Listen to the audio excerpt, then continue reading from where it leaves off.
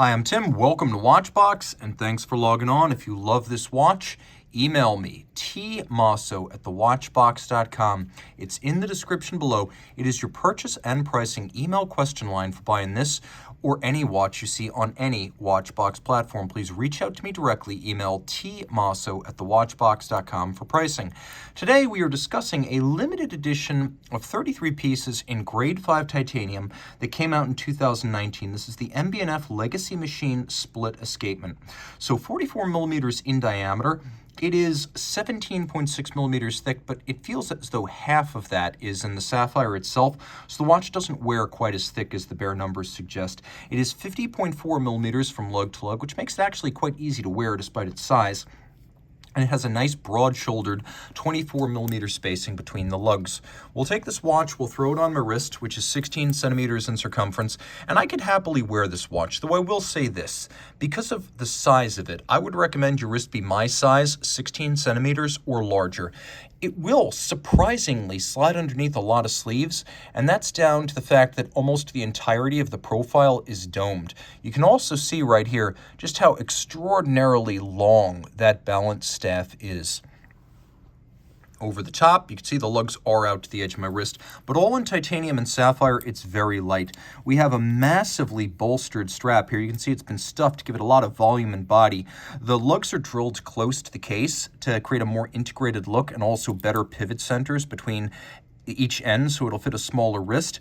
But because the strap is so close to the case, it needs a curved spring bar, which is why this strap has a full range of motion. A curved spring bar has been used. Medium brown calfskin, and it is a matte finish. It has a monotone stitch. You can see it has a very broad folded edge. And then on the bottom, not only is it a brand new MB&F factory strap, but it has a rubber inlay in matching brown rubber. So it's soft and supple on the wrist, but it also extends the life of the strap by reducing exposure to the moisture, sweat, heat, and grit of the wrist. We have here the deployant clasp system created by G&F Chatelain, used by many brands, including Richard Mille. This is all titanium right here. It is a titanium leaf spring that ensures that when you close this clasp, it snaps shut with alacrity and gives you security. You can see it has a combination of satination, media blasting, and polish for detail. The flanks have been evacuated, and then we have the MB&F double-sided battle axe logo on the buckle itself. The case, in vintage fashion, features lugs stepped out from the profile. Note that the satination on the mid-case is longitudinal, but on the lugs it's vertical for a subtle contrast. We have elements of polish here, but also satin, and there's a slight beveling on the edge of the lugs. We have the MB&F crown, once again, a combination of media blasting and polishing, and that battle axe motif. By the way, the knurling on this crown is a pleasure to operate, and the click is wonderfully refined. Now, the Legacy Machine, regardless of which version, is designed to answer the hypothetical question of what an MB&F watch would have looked like had Max and his friends been designing watches in the steam era, the late 19th century. So there's a little bit of a steampunk element here. First thing I want to show you is that this dial has a spectacular chameleon-like quality to it. As you shift it, it changes from metallic green to teal to an iridescent blue. So depending on what photo you see of this watch online, including on our website, you're going to get a very different impression of its color.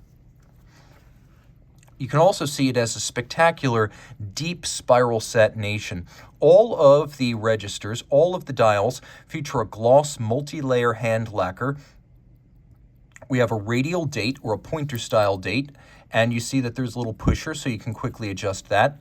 We have a little power reserve indicator with a 72-hour power reserve, courtesy of twin mainspring barrels, manually wound.